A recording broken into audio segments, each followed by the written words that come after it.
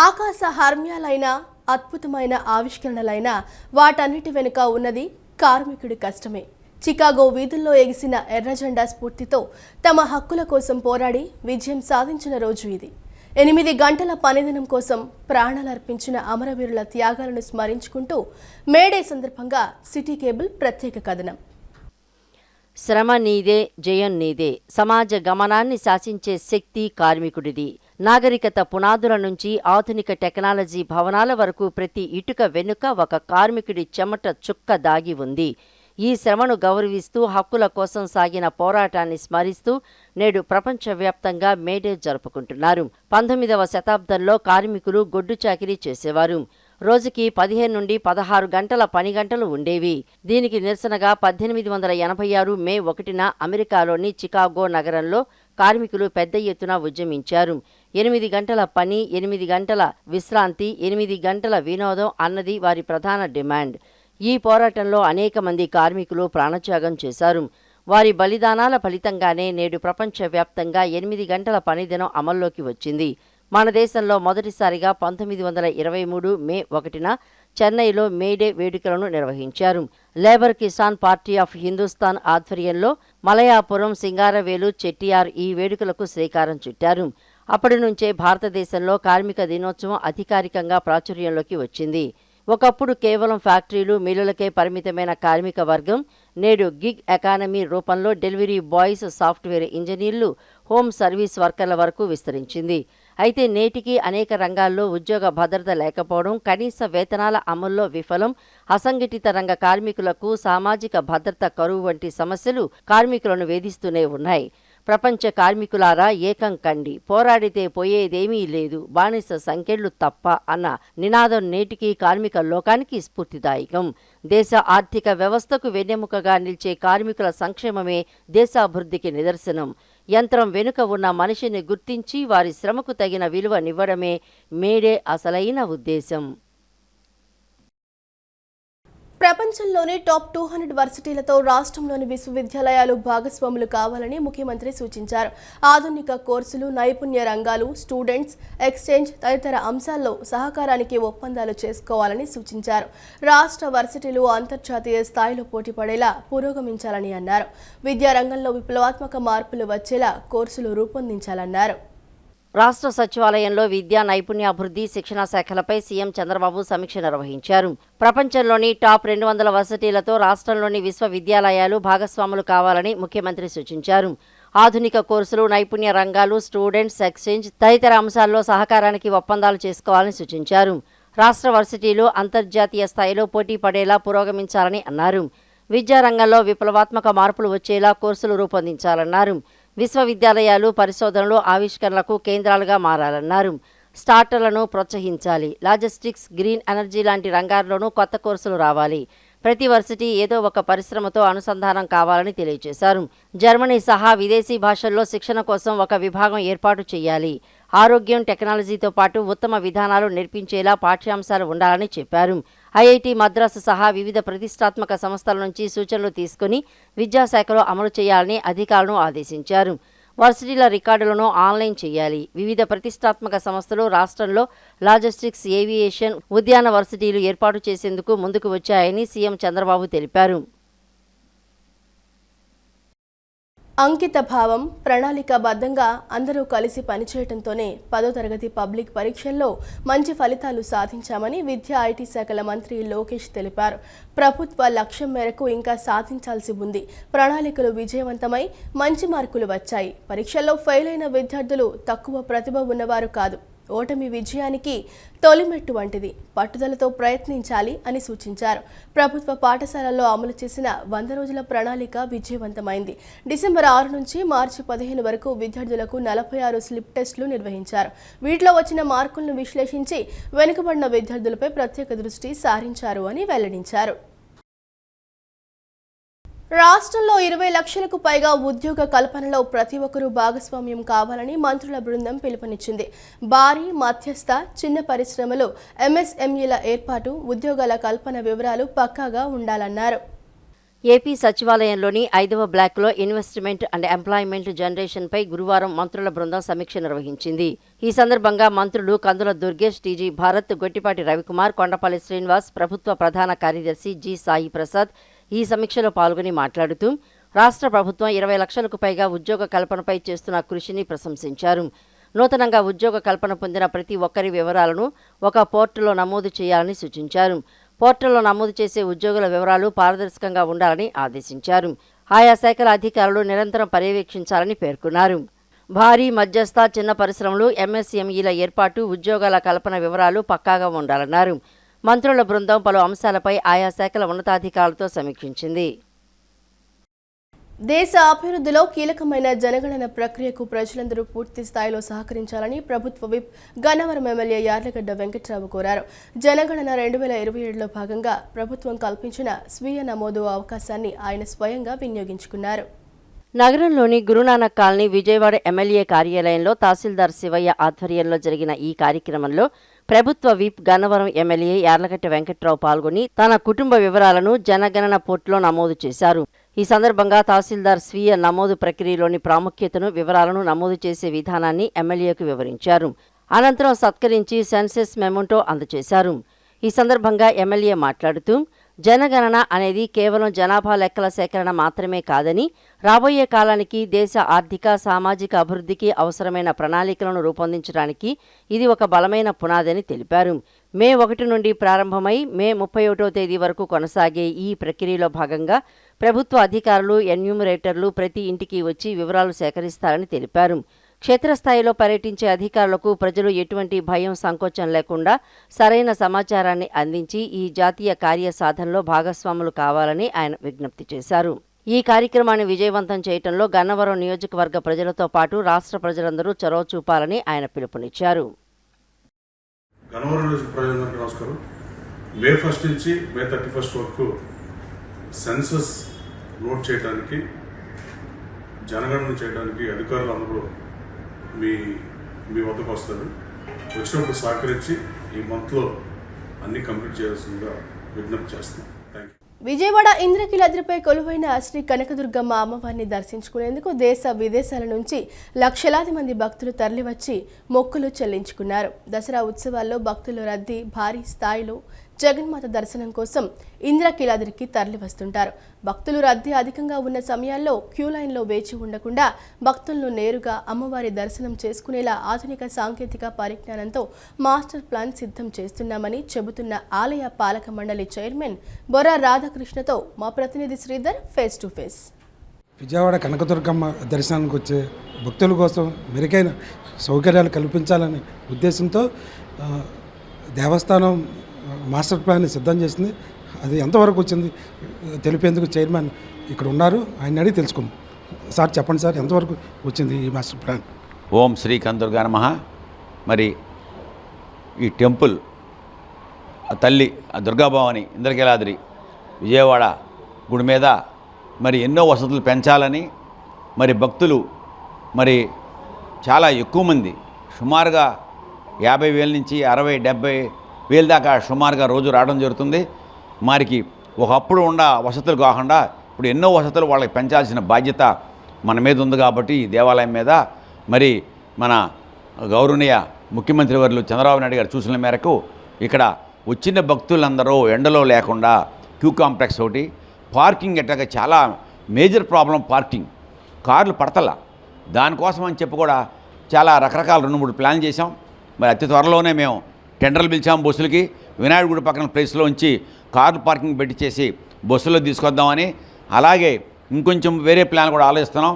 మరి అలాగే master plan అనేది టెంపుల్ పరిసర ప్రాంతాల మొత్తం కూడా ఈ మధ్యకాలంలో ఒక నెంబర్ 1 కంపెనీ గవర్నమెంట్ పంపించిన ఆ యొక్క ఇంజనీర్లంతా వచ్చి ఒక కొండ, మన ఇంద్రకీలాద్రి దుర్గాదేవి కొండ ఎంత బలంగా ఉంది, రాయి ఎంత ఉంది, మట్టి ఎంత ఉంది, వర్షాలు బాగా పడినప్పుడు, పడినప్పుడు జారి పడటానికి అవకాశం ఉందా, లేకపోతే ఫెన్సింగ్ ఎలా వేయాలి, కట్టడాలు ఏం కట్టొచ్చు అనే ఉద్దేశం మీదే వాళ్ళు ప్లాన్ చేసుకుని వాళ్ళు మాతో ఈఓ గారితో మాతో చర్చించి వెళ్ళడం జరిగింది. వాళ్ళ ప్లాన్లన్నీ కూడా తీసుకెళ్లారు. వాళ్ళు ఒక బృందం వచ్చింది 10 మంది. సుమారుగా 5 రోజులు వాళ్ళు ఈ పరిసర ప్రాంతాలు మొత్తం చూసుకుంటా కంప్లీట్గా టెంపుల్ కొండంతా కూడా చూసుకొని వాళ్ళు ఎక్కడెక్కడ ఎలా చేస్తే బాగుంటుంది, ఈ ప్లేస్లో ఏం చేస్తే బెటర్, మనకి ఈ ప్లేస్లో ఏం చేస్తే బెటరు, మనకి ఫ్యూచర్లో మనం కట్టాము చేసామంటే కాదు, ప్రమాదం జరగకూడదు. ఎప్పుడు కూడా మంచి వర్షాలు ఉంటాయి, తుఫాన్లు ఉంటాయి, మట్టి జారకూడదు, కొండరాళ్ళు జారకూడదు. దాని మీద పరిశోధన ఆల్రెడీ ఇంకొక ప్రైవేట్ కంపెనీ ఒకసారి చేసి ఇచ్చింది మనకి, మెడ్రాస్ ఐఐటి వాళ్ళు. మరి అట్టా ఇప్పుడు గవర్నమెంట్ పంపించింది వీళ్ళని, వీళ్ళు కూడా బృందం వచ్చేసారు. వీళ్ళు అతి త్వరలో మనకి ఇలా చేస్తే మీకు బాగుంటుందని మాస్టర్ ప్లాన్ ఇవ్వబోతున్నారు వాళ్ళు అతి త్వరలో. నాకు తెలిసి ఈ మంత్ ఈ 10 రోజులు 1 వీక్ అవ్వగానే తెచ్చి వాళ్ళు ప్లాన్ పెడతారు. ఆ ప్లాన్ తీసుకెళ్ళి మేము మా ఎన్విరాన్మెంట్స్ మినిస్టర్ గారికి, మా కమిషనర్ గారికి మరి వాళ్ళందరి ముందు పెట్టి వాళ్ళ దగ్గర నుంచి మేము దీన్ని ముఖ్యమంత్రి వారి దగ్గర పెట్టి దీన్ని మరి మేము ఈ సంవత్సరంలో మరి మేము దీన్ని స్టార్ట్ చేస్తామని నేను మీ ద్వారా నేను తెలియపరుస్తున్నాను. జై భవాని. సార్, కింద నుంచి ఘాట్ రోడ్ నుంచి పైకి వచ్చే భక్తులకి కింద రూపంతా పాడైపోయింది. ఆ తర్వాత అక్కడి నుంచే దర్శనం చేసుకున్న తర్వాత కింద అన్నదానానికి వచ్చే భక్తులు చాలా టైం పడుతుంది కింద రావడానికి. ఆ 2 ప్లేసుల్లో అభివృద్ధి ఏమైనా చేస్తున్నారా?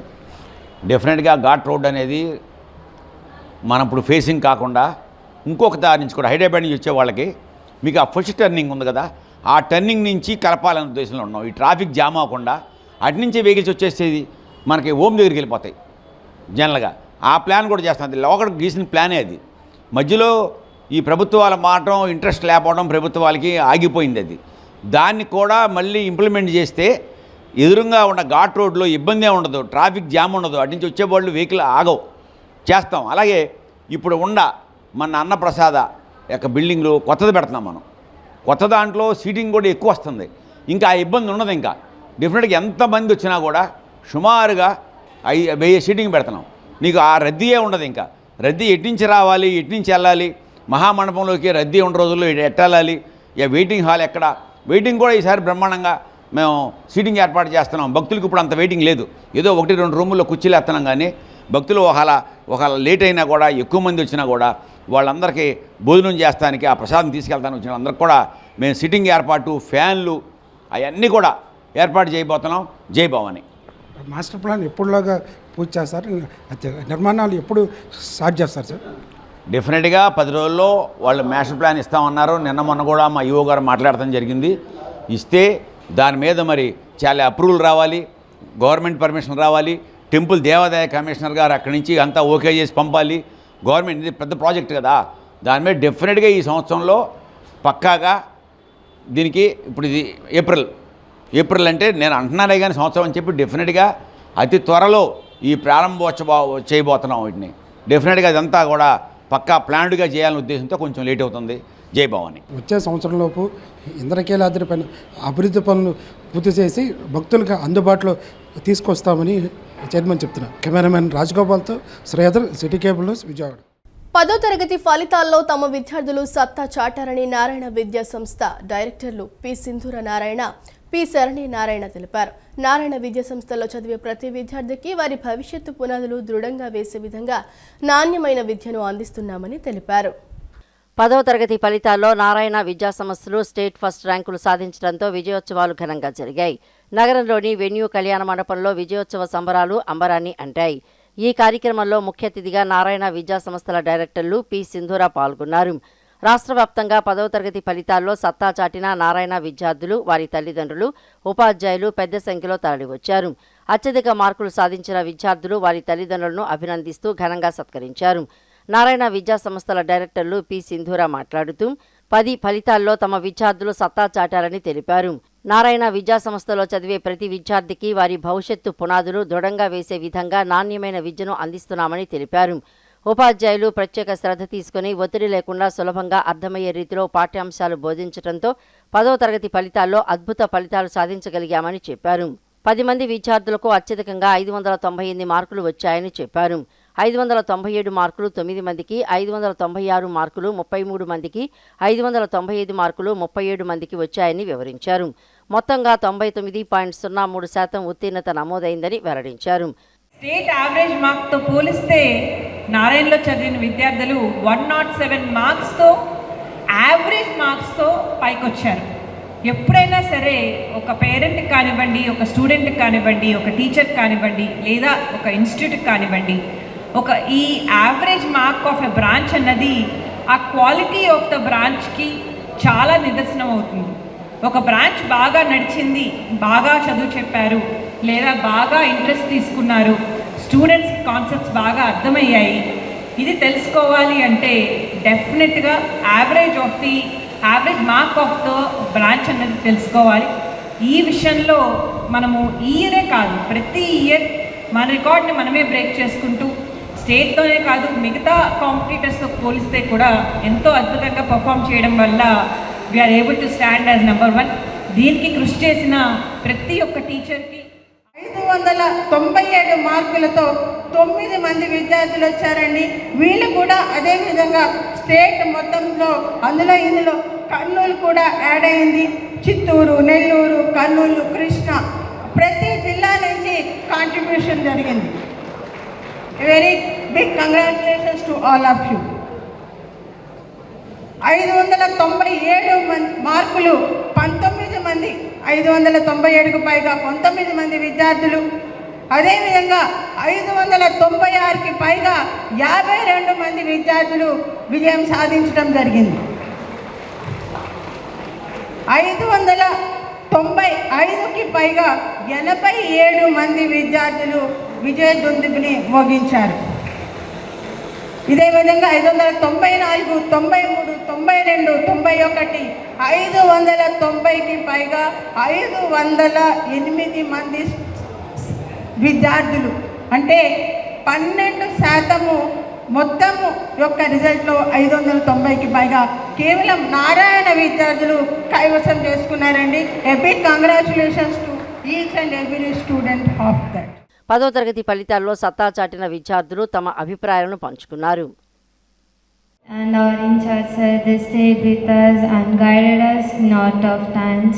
Our parents also supported us very much and guided us. They motivated us, and all these made me confident that I can face anything in life. And I think that the parents and the teachers are the main pillars for success of a student. It is same in my case too. I'm very happy. Thank you very much. I'm studying in Narayana from 8th standard, and the main reason behind my success is the teachers, my principal ma'am and my parents. All the credit goes to my parents and the teachers. And the thing in Narayana that helped me in this journey of success is their materials. They are excellent. They help me practice more and more. These materials help me build confidence for the public exam, and also the RP sessions and all. They help in doubt clarifying sessions. I am glad to be the part of this ceremony. I secured 597, and the reason behind my success is the DPT mechanisms of the Narayana system. They are very helpful to me to build my knowledge and grip on the subject.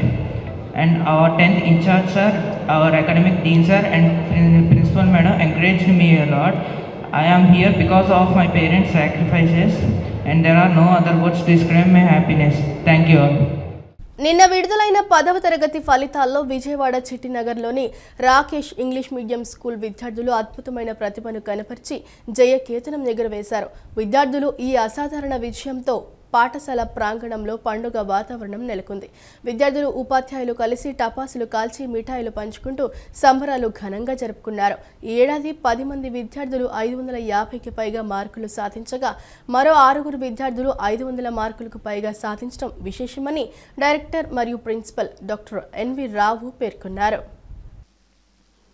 నిన్న విడుదలైన 10వ తరగతి ఫలితాల్లో విజయవాడ చిట్టినగర్లోని Rakesh English medium school విద్యార్థులు అద్భుతమైన ప్రతిభను కనపరిచి జయకేతనం ఎగరవేశారు. పాఠశాలకు చెందిన లంకే మేఘన లక్ష్మీప్రియ అనే విద్యార్థిని 600 మార్కులకు గాను 577 మార్కులు సాధించి పాఠశాల స్థాయిలో ప్రథమ స్థానంలో నిలిచింది. ఆమెతో పాటు తరుణ్య ప్రియ 570 మార్కులతో ద్వితీయ స్థానాన్ని, మోమీనా బేగం 563 మార్కులతో తృతీయ స్థానాన్ని కైవసం చేసుకున్నారు. విద్యార్థుల ఈ అసాధారణ విజయంతో పాఠశాల ప్రాంగణంలో పండుగ వాతావరణం నెలకొంది. విద్యార్థులు, ఉపాధ్యాయులు కలిసి టపాసులు కాల్చి మిఠాయిలు పంచుకుంటూ సంబరాలు ఘనంగా జరుపుకున్నారు.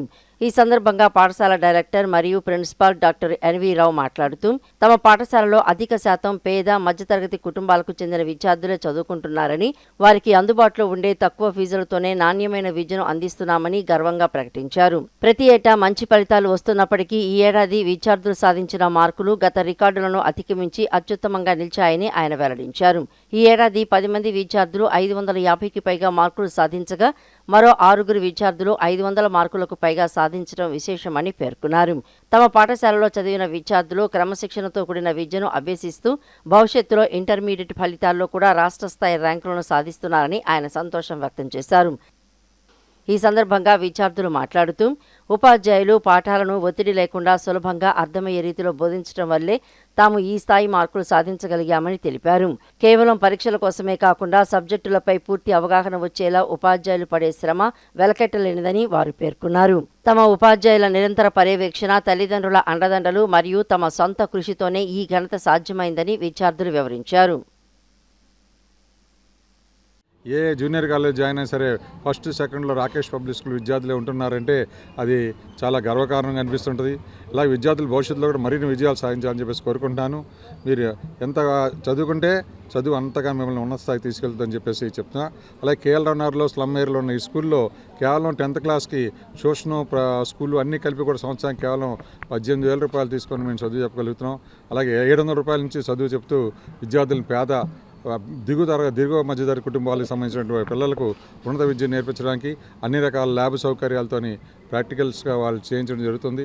ఇంత మంచి విద్యను నేర్చుకుంటున్న విద్యార్థులు భవిష్యత్తులో ఈ దేశానికి గర్వపడేటట్టు ఉంటారని చెప్పి, విద్యావాడికే తలమానంగా ఉంటారని చెప్పి ఆశిస్తున్నాను. ఇక్కడ నేను చదువుకున్న విద్య ఎలాంటిదంటే ప్రెషర్ లేకుండా ఫ్రీగా టీచర్స్ ఫ్రీగా మాట్లాడుతూ టెన్షన్ పెట్టకుండా చదివించారు. ఇప్పుడు వచ్చిన మార్కులు కూడా కారణం మా టీచర్సే చెప్తాను. ముందు అలాంటి భయం పోగొట్టి ఈ స్టేజ్కి తీసుకొచ్చారంటే మా టీచర్స్. నేనైతే ఎంతోమందికి విద్య నేర్పించి ఒక టీచర్ ఉద్యోగాన్ని తీసుకోవాలనుకుంటున్నాను, బీఈడీ కంప్లీట్ చేసి. ఇక్కడ ఫ్యాకల్టీ ఎలా అంటే ఏ ప్రెషర్ మన మీద పెట్టరు, ఒత్తిడి అనేది అస్సలు ఉండదు. టీచర్స్ కూడా చాలా ఫ్రెండ్లీగా ఉంటారు. మనం ఫ్రీగా చదువుకునే వాతావరణం ఉంటుంది ఇక్కడ. ఎలాంటి ప్రెషర్ అనేది మన మీద ఉండదు. మనం నిర్భయంగా చదువుకోవచ్చు ఏదైనా. Thank you. శ్రీ చైతన్య మొగల్రాజ్పురం శాఖ విద్యార్థులు 10వ తరగతి ఫలితాల్లో అద్భుతమైన ఫలితాలను సాధించి విజయ డంకా మోగించారని ప్రిన్సిపల్ బేగ్ తెలిపారు. ఝాన్సీ సంజన, కీర్తి 594 మార్కులు, సాయి యశస్వి 590 మార్కులు, 580 ఆ పైన 22 మంది విద్యార్థులు మార్కులు సాధించారని అన్నారు. 36 మంది విద్యార్థులు తెలుగులో, హిందీలో 1, గణితంలో 23 మంది, సైన్స్లో 6, సోషల్లో 8 మంది విద్యార్థులు 100కు 100 మార్కులు సాధించారని తెలిపారు. అత్యధిక మార్కులు సాధించిన విద్యార్థులను తల్లిదండ్రులు పాఠశాల ప్రాంగణంలో ఎగ్జిక్యూటివ్ జీఎం మురళీకృష్ణ సన్మానించి అభినందించారు. ఈ కార్యక్రమంలో RI Padma, principal Baig, dean Purushottam, C incharge Phanidhar, IPL incharge Sindhu, ఉపాధ్యాయులు, ఉపాధ్యాయేతర సిబ్బంది పాల్గొన్నారు. ఈ వార్తలు ఇంతటితో సమాప్తం. మరో బులెటిన్తో మళ్ళీ కలుద్దాం. అంతవరకు సెలవు. నమస్కారం.